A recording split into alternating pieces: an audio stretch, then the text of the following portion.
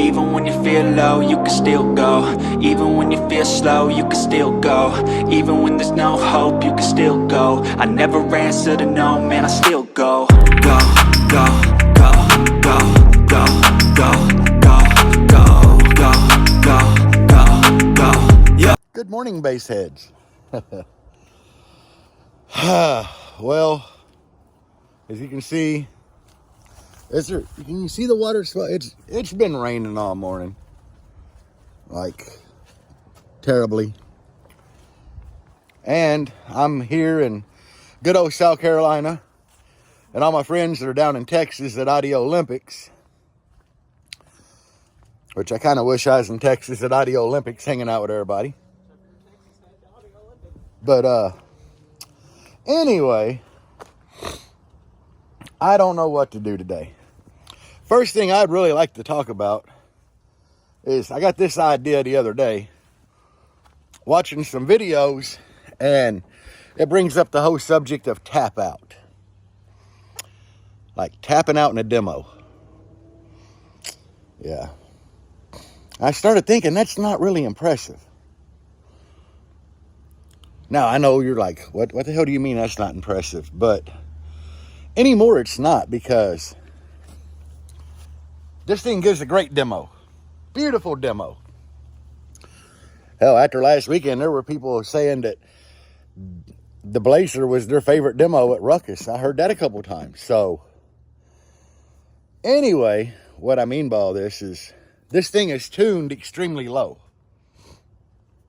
I'd rather have wind, hair tricks, good demo. And if I wanted to build it into a tap out rig, all I got to do is get in there and take the port apart and shorten it about 4 inches so that thing peaks at about 40 hertz and hit everybody with a high note, and the majority of people's going to tap. Not everybody, but the majority would. So, yeah, that kind of covers the whole tap out thing. And the blue Jeep here, I could play certain songs in it when I had the 415s in it and people would tap. But I was hitting them with the high note. And this is kind of proven by Chris Lee's build. If Chris Lee wants to tap somebody, he'll put in that Jock Jam song that peaks up there in them 50s. And, you know, you're getting hit with like 174 dBs. You're going to tap. But, you know, when he would play 20 hertz in it, it was just nice, windy, stupid. It would kind of move you around. I seen that thing suck some people in the door. But nobody was really tapping. So, I don't know. I just thought that would be a cool little subject for you guys, you know, talking about the tap out scenario. Because that's all it is. You know, you hit people with a high note.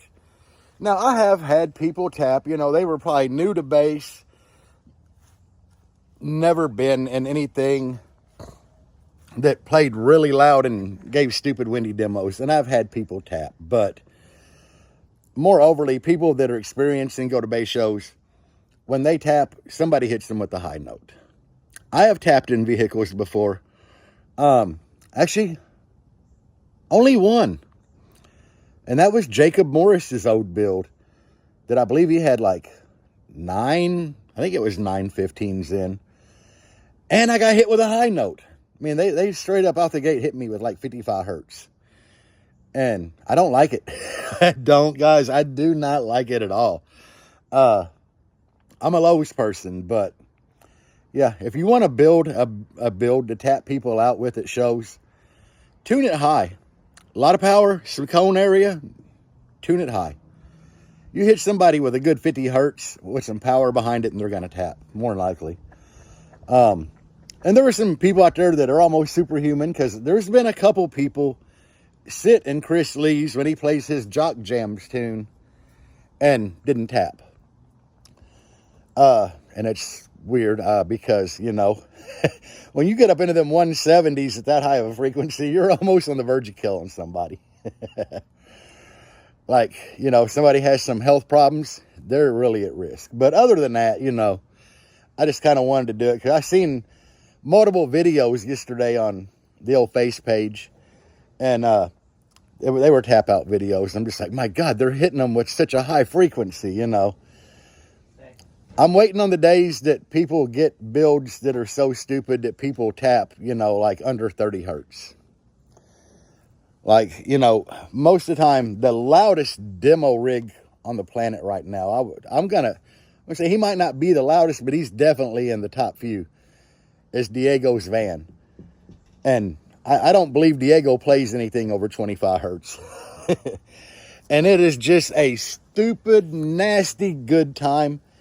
And, you know, people kind of are shocked when the bass drops, and they seem to really enjoy it. And to me, that's just way more impressive than a tap out any day. I've never really been in the business of trying to tap people out. I do this for fun, and I want people to enjoy it and have fun. So, yeah, anyway, with that being said, what are we going to do today for video? We gotta look at Doggo. He got to go out there and take a poop. Anyway,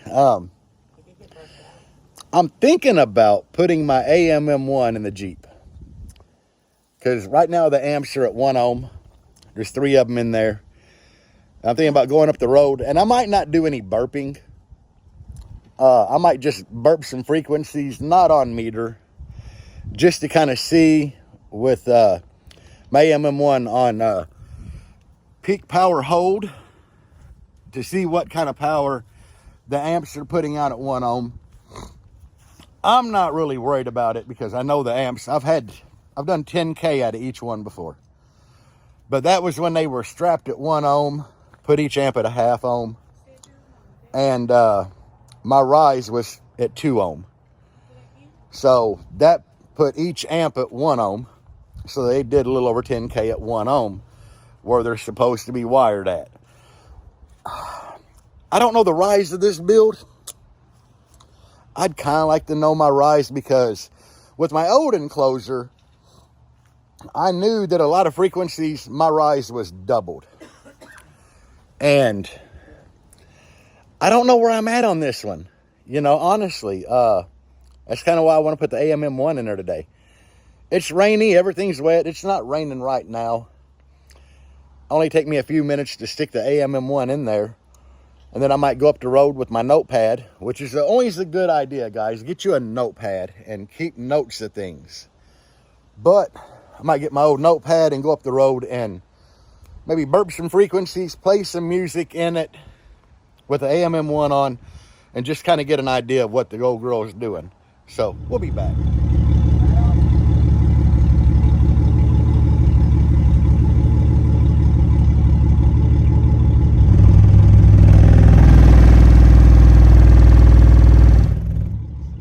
I just did a 20 hertz burp. I went up to volume 29. And this tells me a lot. So this 8K here is rated 8,000 watts at 1 ohm. At 1.6 it did 7,700 watts. So what does that tell me? One, it tells me this amp's definitely capable of putting out more than 8,000 watts. Because it did almost 8,000 at 1.6 ohms. But also it's wired to 1 ohm. So I don't have a lot of rise in here. Not yet, it don't seem like. It seems like I don't have 2 times rise. I have, according to this, at 20 hertz, I have 1.6 times rise. Is how you would kind of figure that out. So, not bad, you know. Actually, I don't even know if that'd be 1 time rise. 2 time would be double, I guess. Yes, so 1.6. So, I mean, it's not bad. So we're gonna clear it. Now I'm gonna do a 35 hertz burp, and it was blowing everything out behind my seat. So just keep going.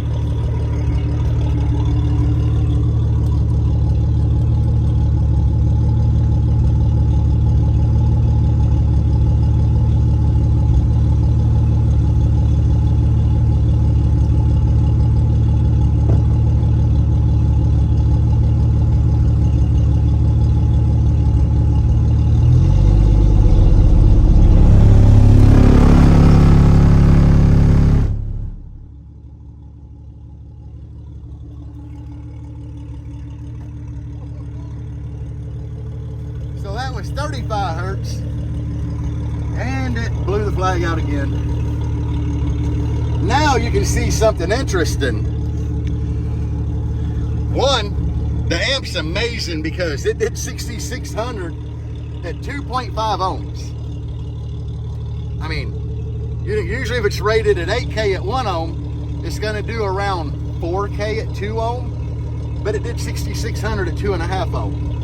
But that lets me know that the higher my frequency goes playing, now my rise is 2.5 times.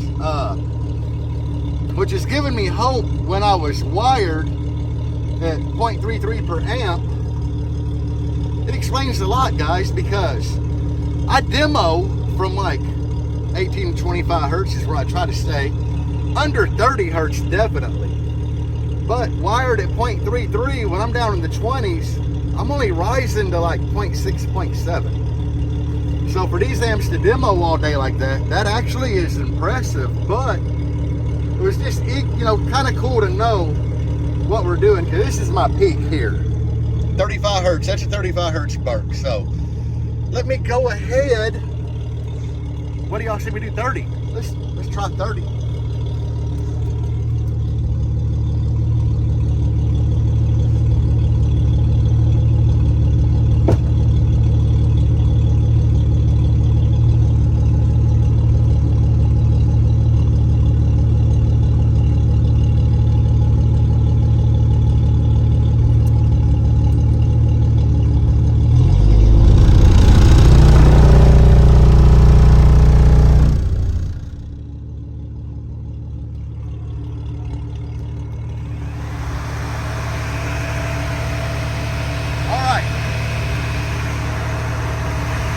Hold on a minute.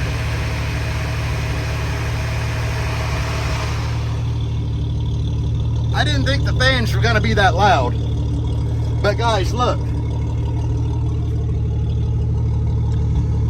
9,520 watts at 2 ohms flat. I'm wired 1 ohm per amp, guys. Like straight up 1 ohm per amp. Got all 3 amps working, so there's 2 subs per amp. But, and as I was saying, you saw with the 20 Hertz, 1.6, so basically 1.5 times rise. 30 Hertz, 2 times rise. 35 Hertz, we were at 2.5 times rise. So, and you know, some of it has to do with frequency, but DS18 Hooligan KO 8K, you seen it here, this thing clamped 9,520 watts out of an 8K. I'm gonna have to send the video to Anthony because he's gonna love this, you know, but this is the kind of testing that I like to do. So hey, get up on that and take a picture of it. You can take a picture while we're in video. Get right in. Yeah, there we go. Sorry guys, I had to have a picture of that. I got it on video, but I still wanted a picture. That might actually be the thumbnail. And thank you, Parker to Chili, for making me get, you know, I think I was giving you a demo and you made that your thumbnail for your Ruckus video. I appreciate the shout out, bro. That was an honor, for real. So guys, let's just keep going. Let's do 40 Hertz to see what this bad boy is gonna do. You're cool. Yeah, they're cool. I don't need a fan.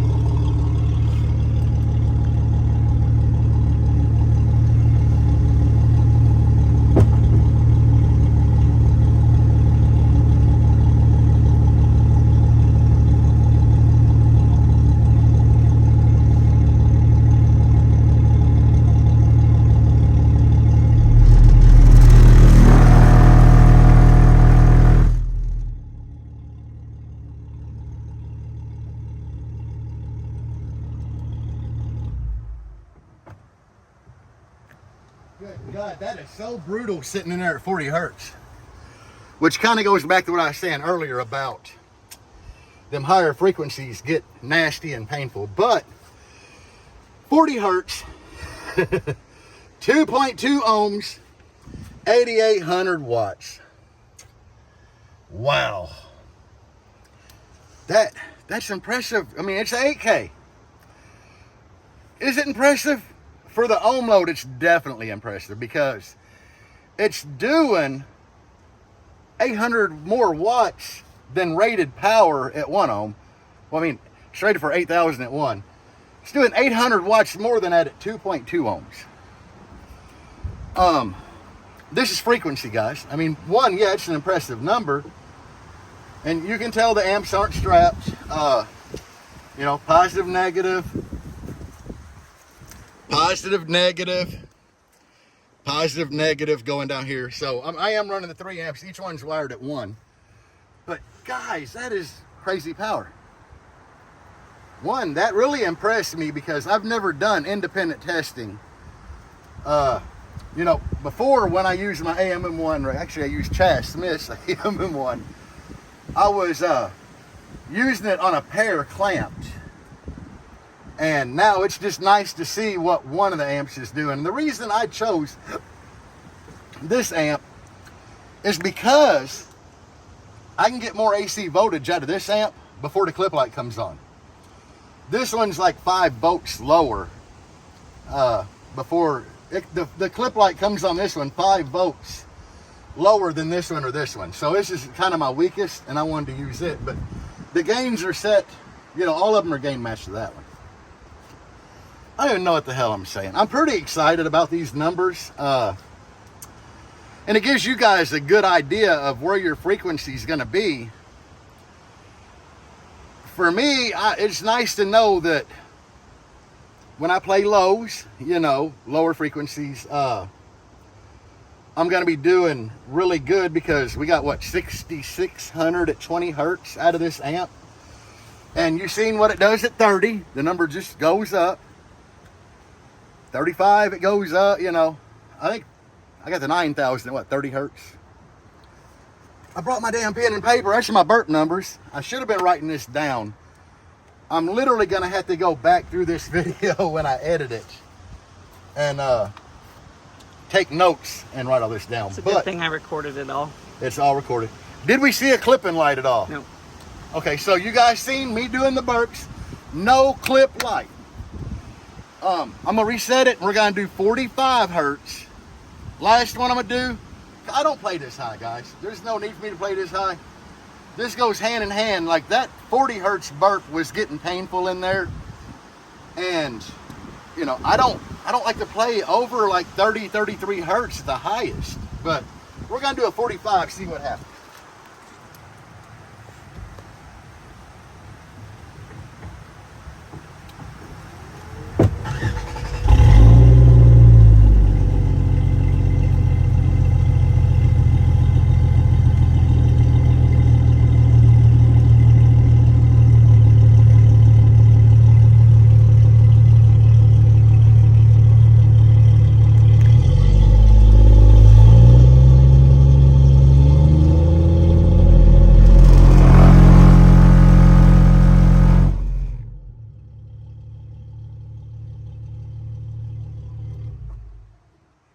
Well, we saw that flash and clipping, didn't we? Huh? We flashed a little clip. Oh, with the amp or this thing? With the amp. The amp actually flashed clip. This didn't? Yeah, no. So we were right on the verge. Holy crap. Yeah, we saw that coming. Guys, so apparently this amp just barely, you've seen it here, you're watching the video, but we didn't have a clip light on the AMM1. Now it has been said that the DD1 is a little slower. It is probably on point to detect clipping. This is probably, I mean, it's made by Tony DeMore. But these clip lights, they normally, the clip light will flash on an amplifier just a wee bit before the DD1 or the AMM1. But look at this number. Get in on that and take a picture of that one.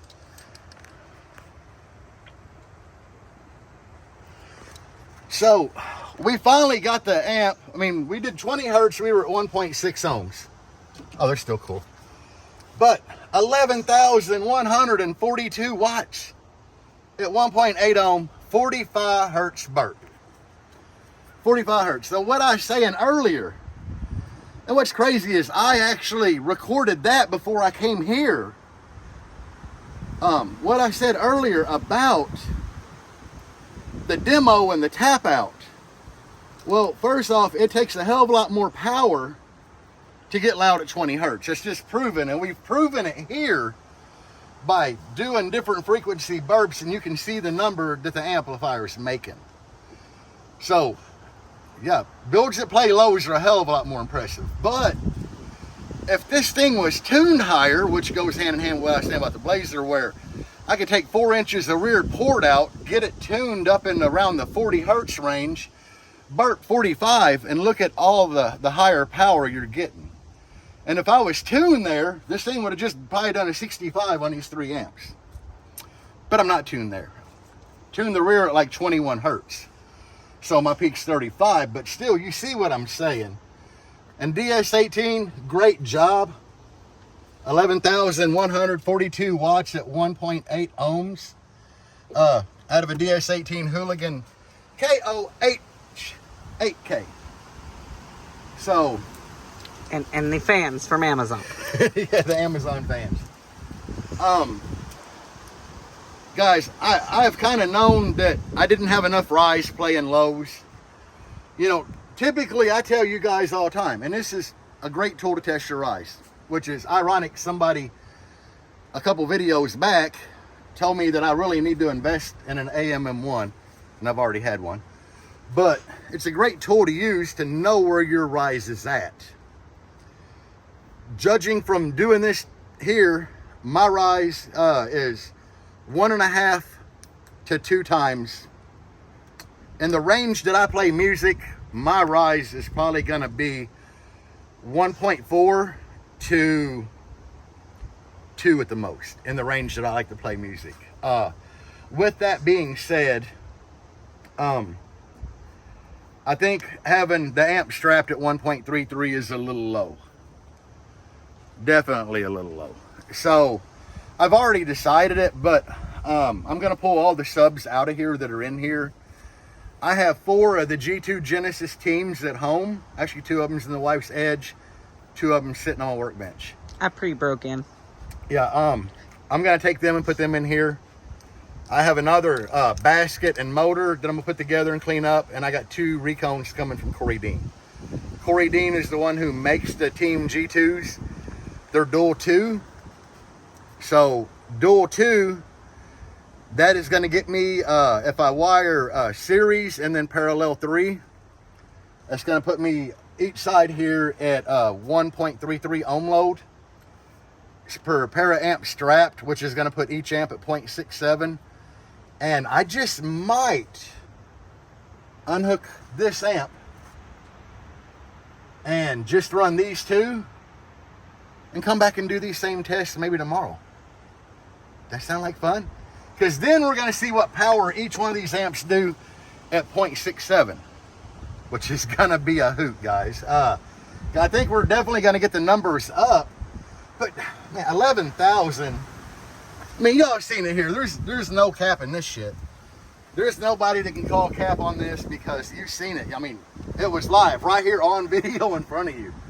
You know, you can see where I'm plugged in to the negative and positive speaker wire going to them too. I mean, God, that's crazy. I got 10K before, but I never really thought that they would bump up to 11K real-time clamp power. And I'm happy with that. So, gonna end this right here now. I might come back tomorrow and throw down on 2 amp setup and see what it does. If I do that, I'm probably going to bring my meter and see what kind of numbers it does on the 2 amps, because I've already got my notebook log of what it did on 3 at 1 ohm. But anyway, guys, peace out for now.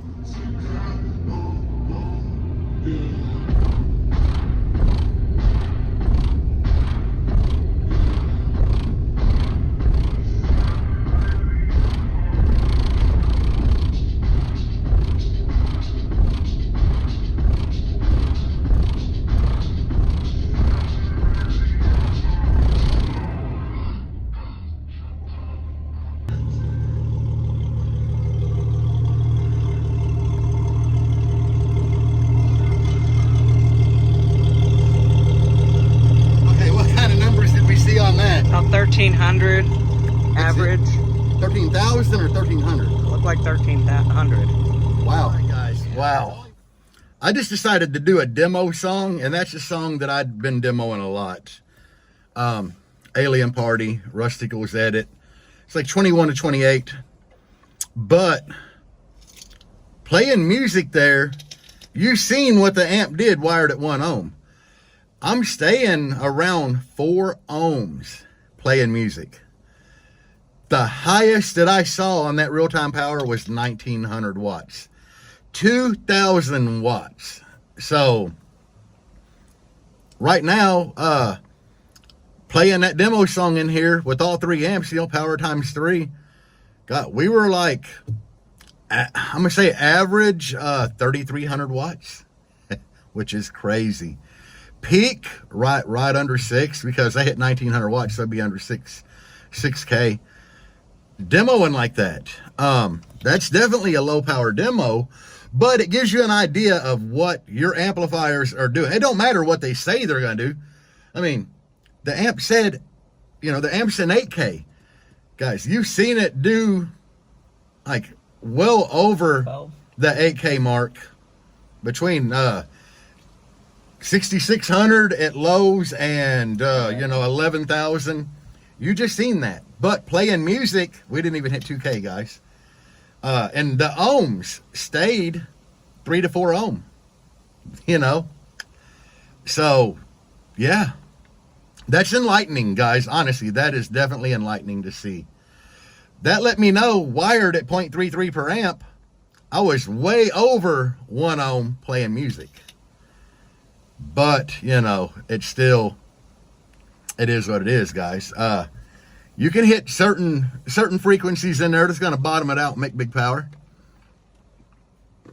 You saw that flash of 3000? There was no flash of 3000. The wife said one of the, during that music track there, it flashed to 3K one time. I seen 1900, but anyway, guys, this is some really good testing. I hope y'all are really enjoying this video. When I got up this morning and saw it was raining, I'm like, there's nothing I'm going to be able to do to get good video footage. And, you know, I threw the AMM1 in here, and this is kind of the most extreme testing I've ever done with the AMM1. Or clamping power in general. Normally, I will throw a meter in a vehicle and just test on the meter.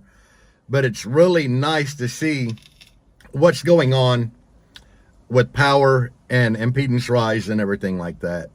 And hopefully this video with that music footage, the burp footage, it'll help you guys better understand how impedance rise works for you. And, you know, when the dude down the street, how their amp functions. How your amp functions. And when that guy down the road's like, oh yeah, I got these 2 subs on a 10K. They're taking 10,000 watts. Well, if he's never burped it, now you know that they might be getting 3. You know, maybe 3 out of that 10K, because of the way that impedance rise happens and how it affects your power. And, you know, that real-time footage there really helped a lot. So, you know, the burp's one thing, but seeing what real-time does on me, that was basically how I gave demos all weekend with that song. So, anyway, hopefully we'll be back tomorrow with just 2 amps, but each amp at 0.67, and see what that does. So, okay, so it's later in the afternoon. It's almost time for me to go get grub for the evening. I haven't had time to mess with this thing to wire to 0.67 and do anything. And looking back at the footage, this is a pretty long video anyways. And I know you guys don't really like it when I break that 30-minute mark, and we're about there. So I'm happy with the footage that I got for not having anything to do today, video wise. It was good playing with the AMM1. So I think I'm just gonna leave it here. I mean, we broke 11K out of an 8K at 1.8 ohm on a burp, and that's real clamp power. So I'm happy with the DS18 amps. They're small footprint. They fit in the back of my build really well. I don't think I could fit, my God, I don't think I could fit anything bigger in there. So there is that. We decided we're keeping the Blazer. I know I talked about selling it, but another thing I was going to talk to y'all about, we got so much love, and Debbie has been tagged in so many videos of her from the Ruckus show in the Blazer that, I mean, the Blazer got a ton of love at that show. Looking back on it, you know, she had a line of people waiting to get demos most of the time, and we're just going to keep it. Down the road, if she wants a bigger build, we might try to do something else, but for now, we're just going to keep the Blazer. She's really happy with it. I got some work to do to it, like build new doors and stuff, but anyway, it's going to remain a part of the family for now. So, anyway, we appreciate all the people that said that that was one of their favorite demos of Ruckus, you know. Normally it's the Jeep here, but each vehicle is getting equal amounts of love, and it's all good, really. It just makes her feel good because of the hard work that she's put in it when she gets compliments on it. And that's with anybody's build. I mean, people love hearing good things about their build. So, it is what it is. Anyway, I'm going to end this here. Thank y'all for watching. The people that subscribe to Patreons, I appreciate it all, guys. And as far as this Jeep, I think I'm getting ready to strip it down. I want to pull the ports out of the back, drill my speaker terminals on the sides rather than coming out the straight back how I was originally going to do it. And I screwed up and glued the ports in. So I got to pull subs anyway to swap over to the dual 2s. So since I got to pull it apart, I might as well try to break them ports apart, drill my damn speaker terminal holes on the sides how they should be to give me that extra piece of room I need in the back for all 4 amps. Just make things a lot simpler for me, guys. So that is what I'm probably going to do in the next couple of weeks. I don't know when I'm going to start that. I have to build doors on that, so I have a winter full of things to do. I already have speakers for the A-pillars in this and that. I just have to build new A-pillars. You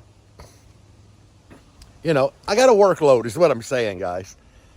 There's no reason I should even be standing here right now not doing something. I should have been working all day, but waking up to rain and everything. The weather was beautiful today, but I had fun just kind of testing.